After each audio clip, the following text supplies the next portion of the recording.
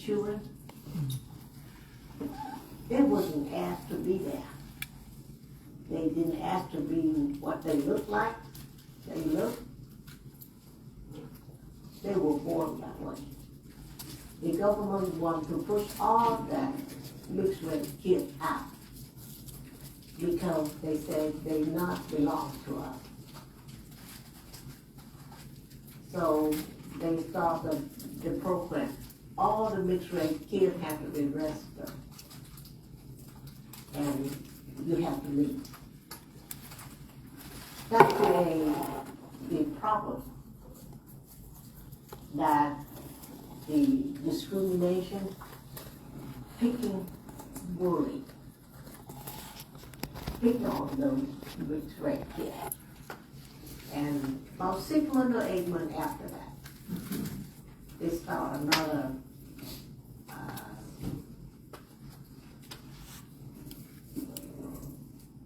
program. You hear a lot about hate,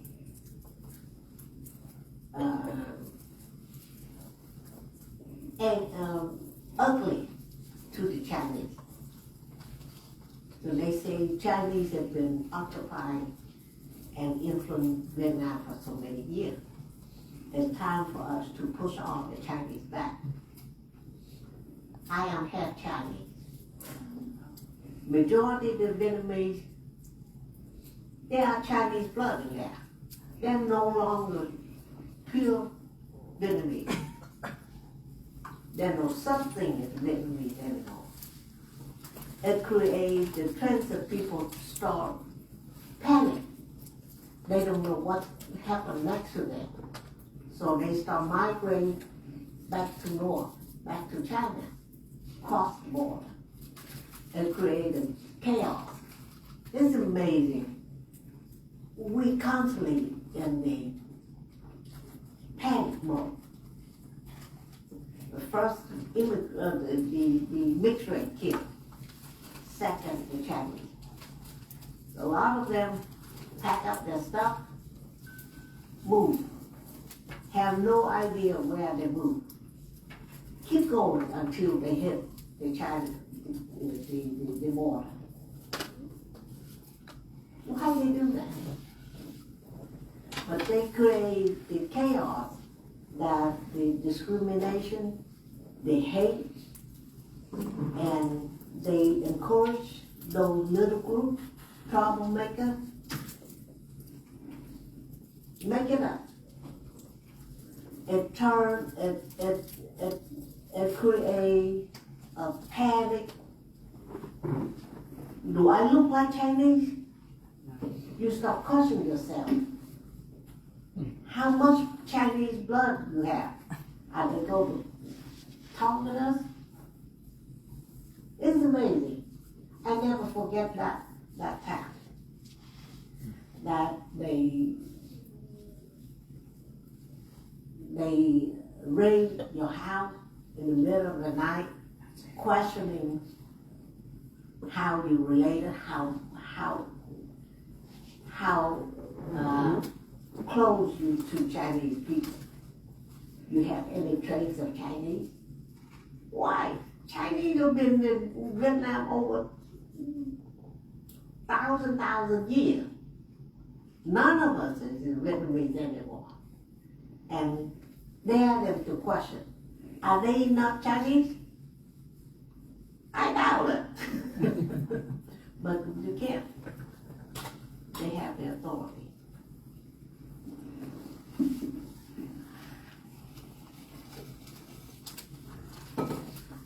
So that's one thing they did. That they discriminate the Chinese and try to kick the Chinese out, wipe them out of the map.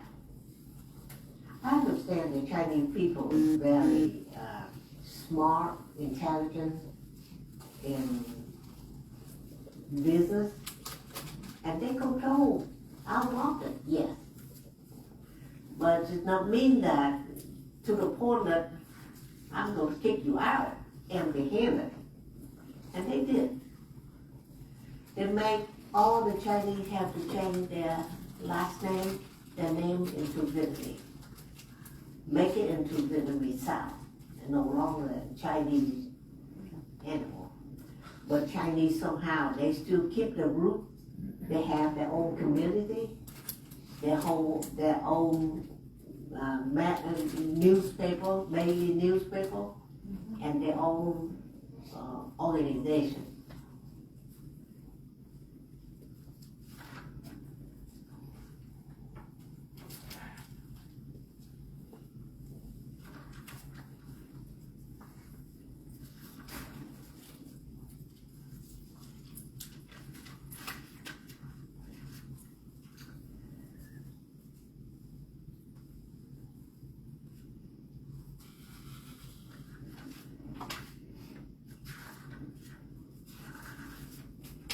So when I came to U.S., I have promised,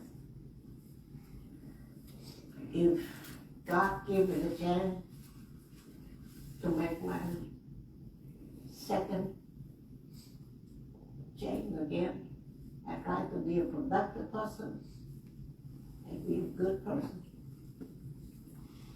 I came in here, took every chance I could study, try to adapt it, and bring my kids in properly, and be a productive person for this society. And to think that they all doing well. My oldest daughter, she has her shop business in the past. She become a very popular girl in town, in the community way, not a popular girl in party. She wild too, but she did good. She had 3 kids. She's a grandmother now. This is my second. She's a very business lady, entrepreneur. She has her own club, and she has her own nail shop, and do some film production on the side on her spare time. So she doing real well. And my son, the one who was born after the war, suffered. I thought I lost him several times because malnutrition. Because he had no protein, no milk. He grew up pure rice. There were times I saved the rice for him and tried to eat anything green safe in the yard. Save the rice for him. And my guests come in, I say, I don't have rice. All I have is whatever we can eat from the wild, from the green, from the dirt, from soil. But I don't know how I survive that. He's a pharmacist, and he's the manager of one of the Walmart branch in North Carolina. He doing well with 3 kids, teenager. I'm happy with that part. Myself, I run a business for a good while. I'm retired, and I try to be behaved and learn as much as I can and share whatever I can share with everybody. So everybody know me as a Tai Chi instructor. That's how I learned when I was late 40s, and I've been practicing. And I came to Ali and tried to share with everybody who interested in help improve your life and enjoy whatever you have left. And that's how I did.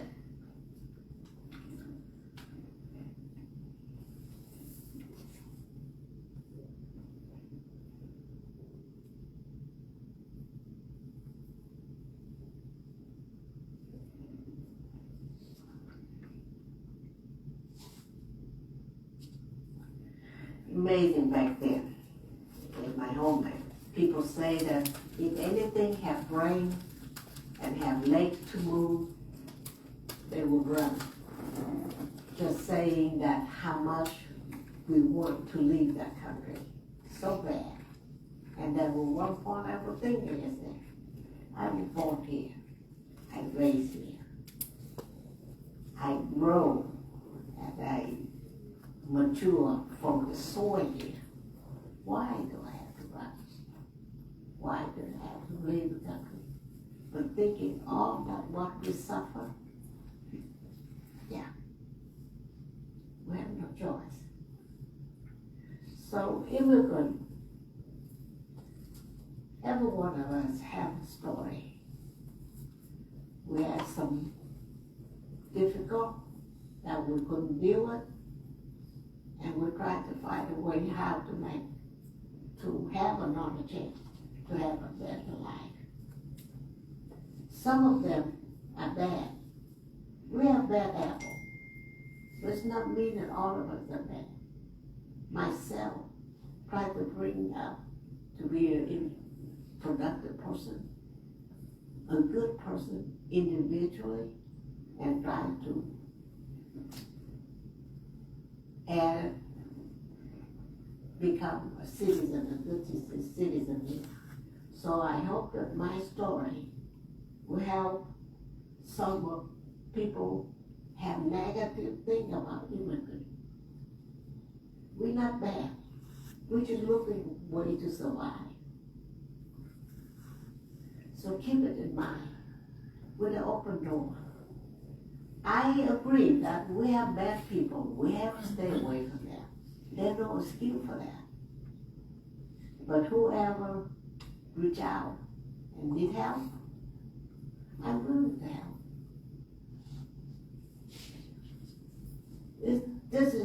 The country has a lot of opportunity.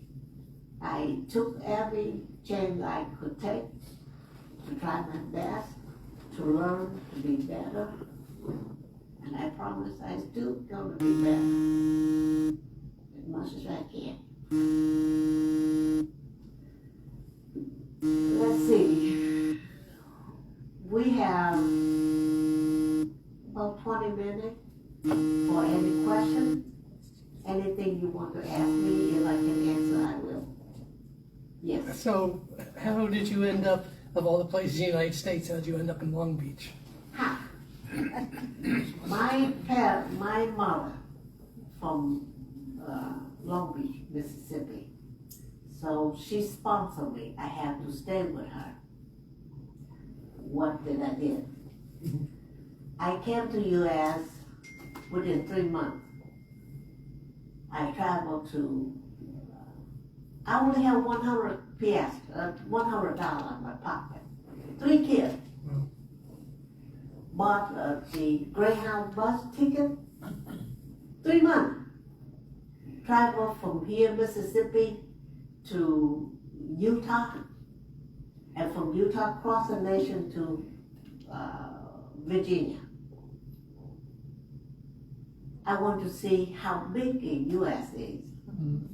We knew it was big, but the scale of what I knew was big is not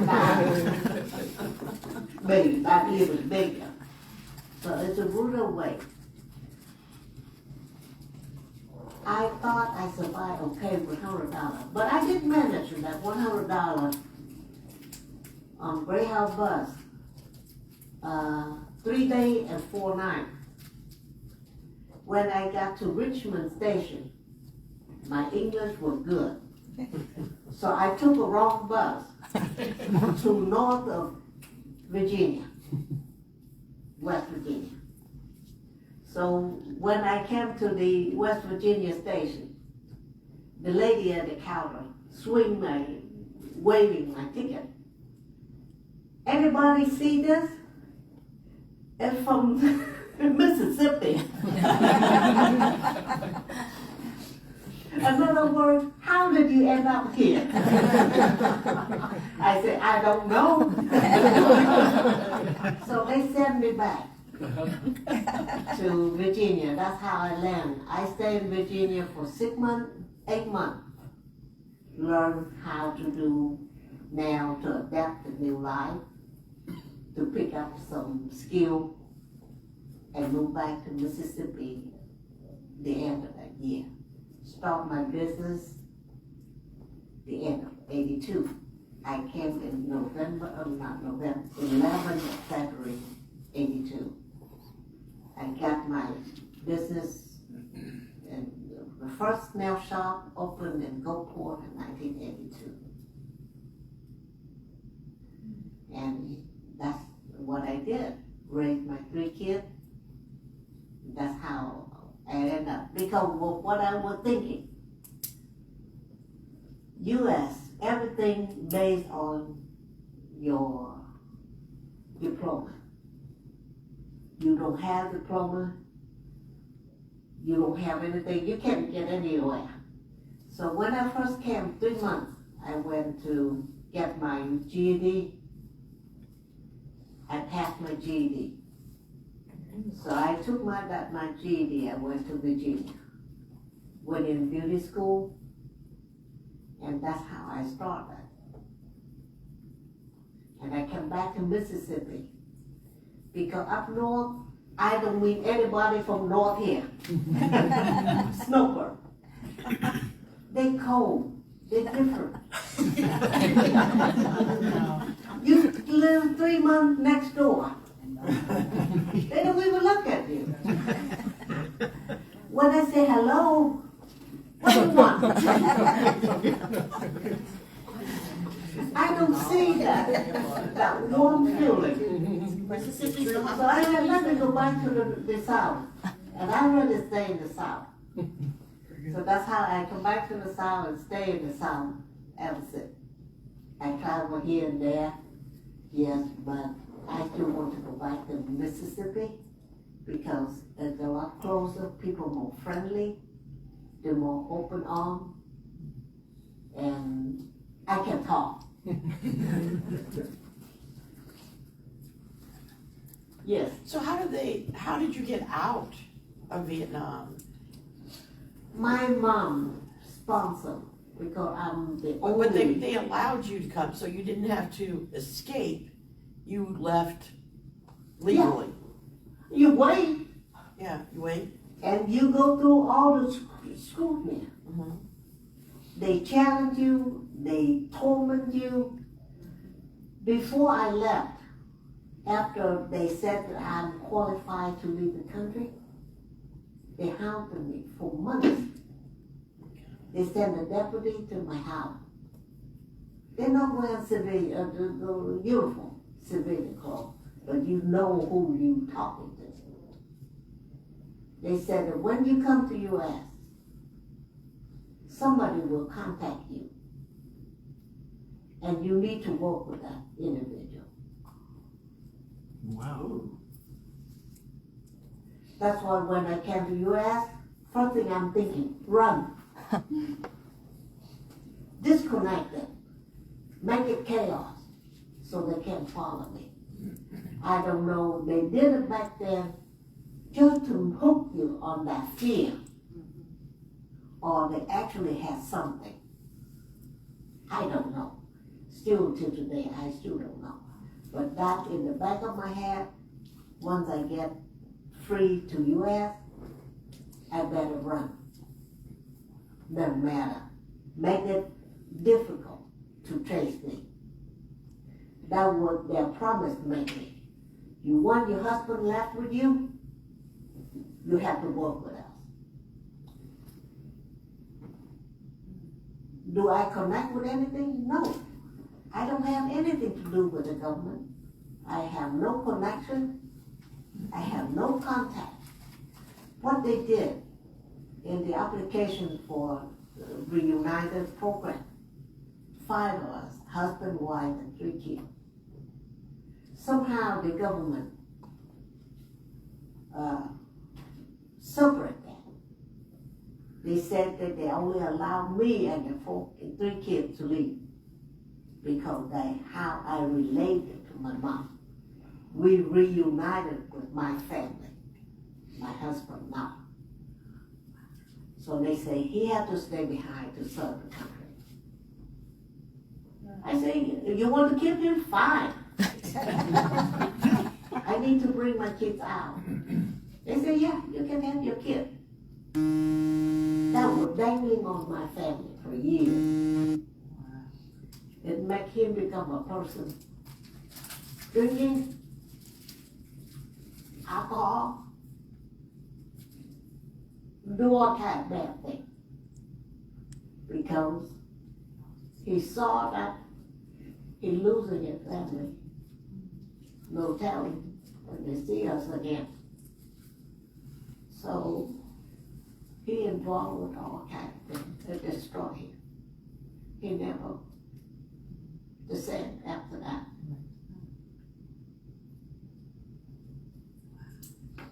Why they did it, I had no clue. Why they want me? It just, I think it's just a hook, how to keep you in that fear, controlling. You leaving, but you're not leaving us. You still belong. When I left the country, they wouldn't allow us to take any books, any picture, souvenir, memory. They said that when you leave the country, you leave your past behind. You're lucky that you get out. You're not allowed to take anything, even the diploma. Another word, whatever, your past is stay here. How cruel. When did your mom come here? When did your mother come here? She came in the 75.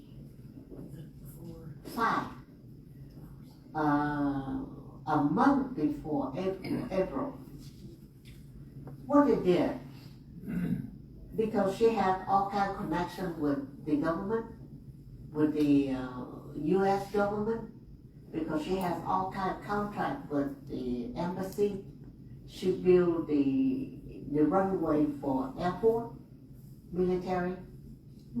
So in April, early part of April, they played the Christmas song in April. That was the signal for all the connection with business with the American. That's the signal, pack your stuff and leave 24 hours. Gather in their location, they have all the locations. We didn't know that. We are surprised on the local way that they play Christmas song in April. We think that they're crazy. I came to my mom's house the 24th of April. She already left. She left in a hurry. She was planning to come back after she dropped off the kids, all my siblings, to come back to Vietnam after that. But she did. Once you're out, you can't get back in. So I was the only one left behind. Did you learn to speak English in Vietnam or once you got A little. Because we associate with American business. So my English was enough to communicate, will deal with just about it. Yes, ma'am. Were you accidentally left behind, or you kind of stayed because you were in fear, or? I don't know.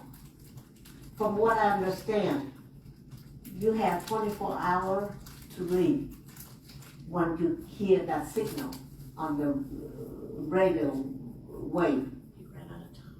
Okay. So they pack and they go to some location, pick up, and they left the country. You didn't make it. I was far away from my mom. It's about 30 miles from her. So There's no way. Not on foot. No. So after they played the Christmas music, the American government had arranged to help? No, they have the shortwave radio wave that local people hear, The speakers. or foreigner people.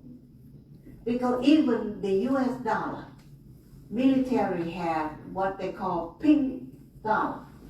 Because the currency is pink color, separate with the blue color, what they call green dollar. The pink dollar or green dollar. So pink dollar is used just in Vietnam, maybe in Thailand too, I don't know. But that's the main currency, just for that.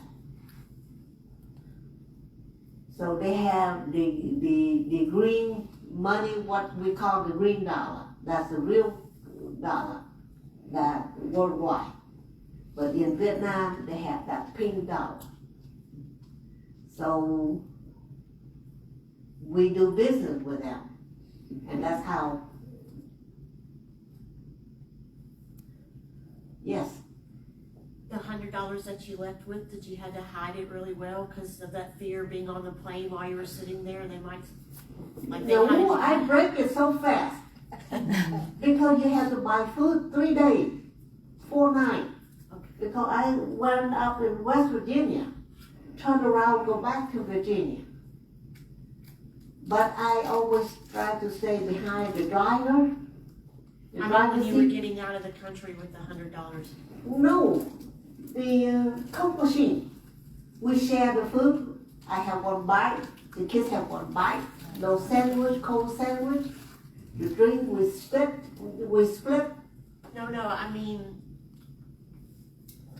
when you got the approval to finally leave, and you were leaving to come to the U.S., you said you only had $100, but there was a fear No. sometimes people would check and pull you No, off. no. I missed When it. I came to U.S., how did I get? I left Vietnam. Oh, when we board the flight, we finally, for years and years, through meeting, through talking, to appointment, we finally had a date to leave the country. Listen, they have listed whoever leave on that flight, that number. You have to wait for that list. You can't just get in. No. You check on the local authority post every day. So finally my name was on with my 3 kids, not my husband. At that moment, I still believe it, he stayed behind. So he was desperate. He would run day and night. 2 days before we left, we already packed stuff. They call us and they say, your husband can go with you, but this is what we have to do when you came to U.S. Somebody will contact you. I said, oh, I don't care who contacts me. I knocked my head. They didn't make me decide any paper or anything, but the tone of their voice so solid. You agree with that. I sold my heart for that. Doesn't matter. At that moment, if he can leave, I trade for anything. So last minute, but when I came to U.S., tracing the paperwork, all 5 excuse. But in Vietnam, that's what they banging on me.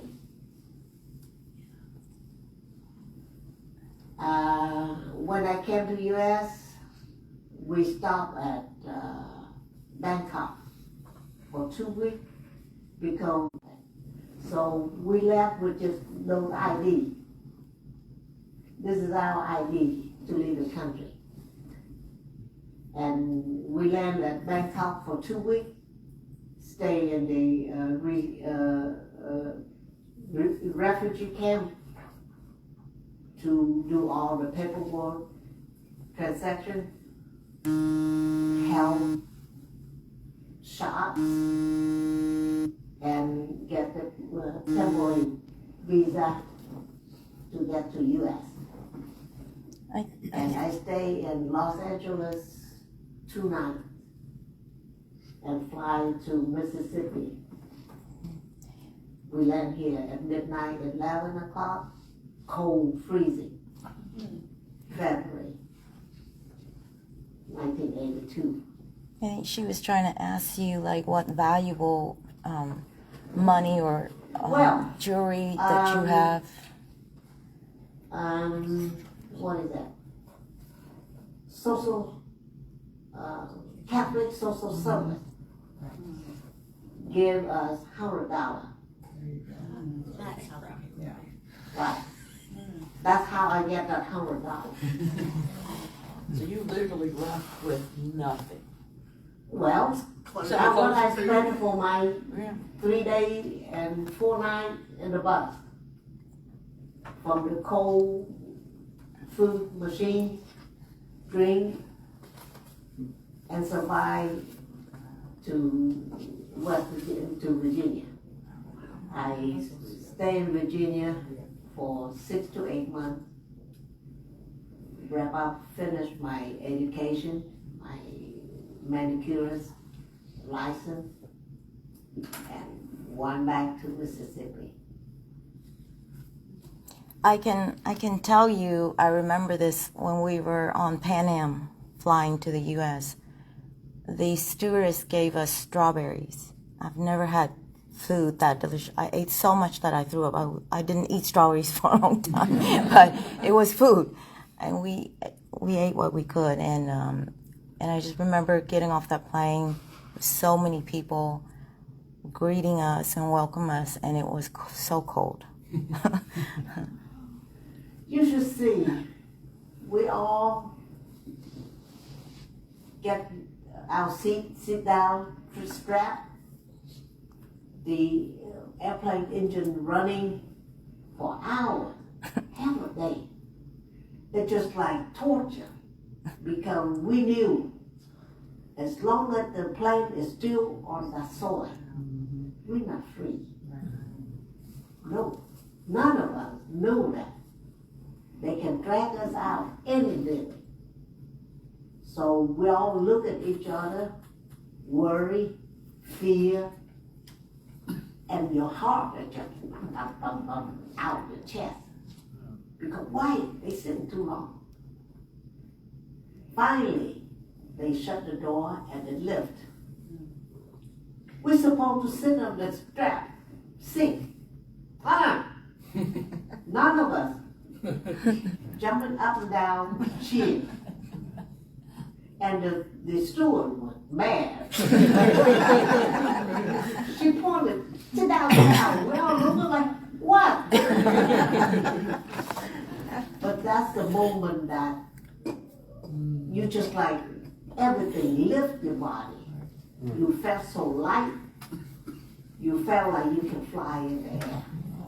That's the moment that we knew we were free. Yes. You said that you haven't gone back to Vietnam since you immigrated over here. Is that?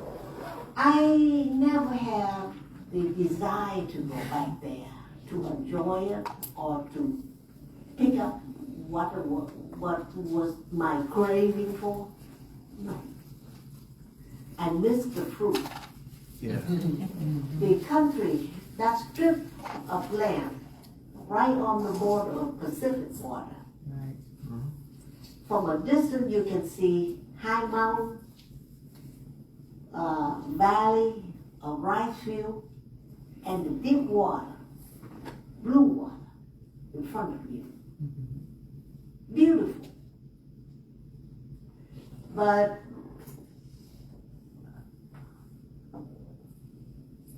what did I try to say? Now I thought I lost my mind. You miss the food? With the Yeah, I miss the beauty of the country. yeah. But I have such a bad taste with the people. My people speaking the same language. No. Well, when the communists came in and took over, they were exercising a form of like authoritarian communism, kind of like Russia and China, right?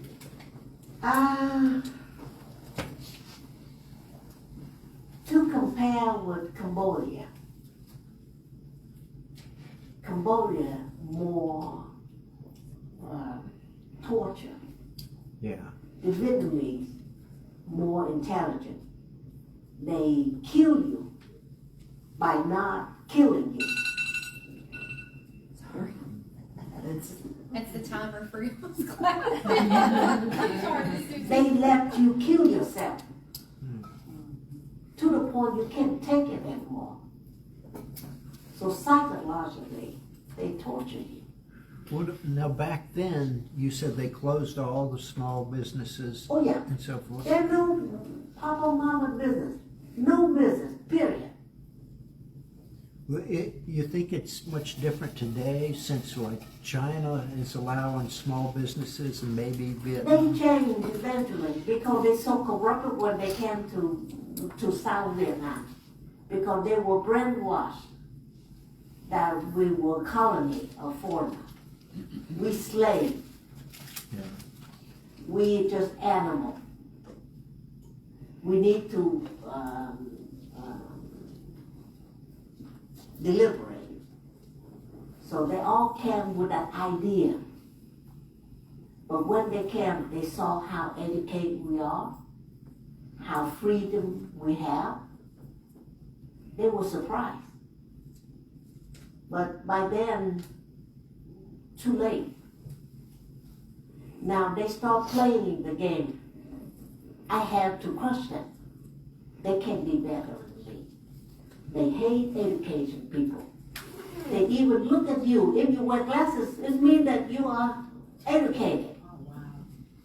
They don't think that because you're blind, you can't see, you need glasses. But it shows that you can read, you can write, you're above them. That's like that guy on that office, sit both legs this way and say, your son born the 7th, but you here the 12th.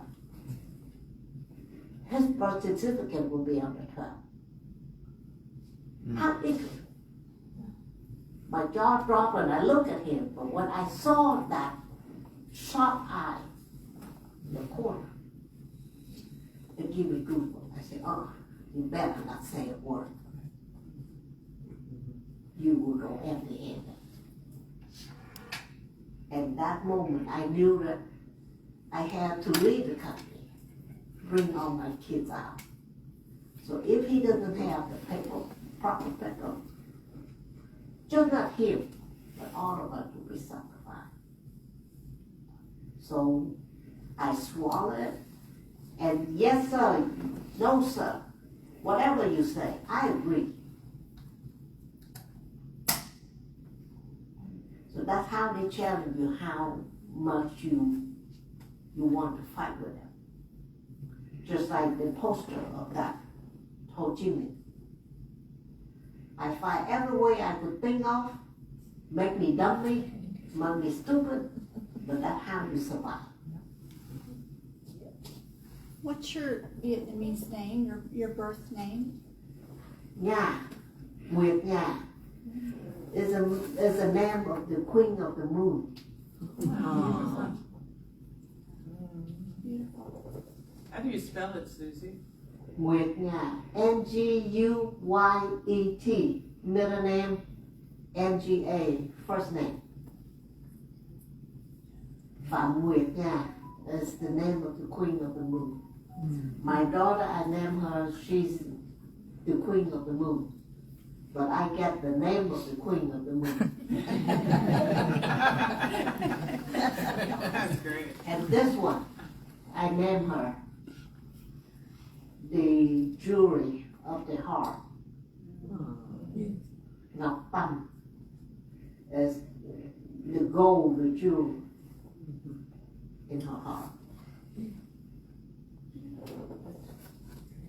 Thank Yes. you. Thank you. I don't know about you, but I think we can go probably another 2 hours. But the clock on the wall has said that our time is over. Would you please share with me and say thank you to Susie?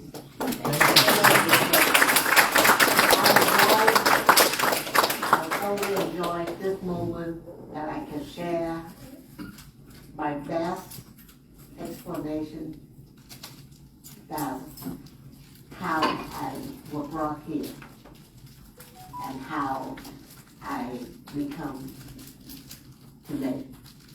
You are very, very special for all of us, and especially those of us who have been with you for a while. You are very special to us. Thank you, Miss Susie. And I learned I'm getting better all to make gardens. Oh, yeah, we need to build our garden. Never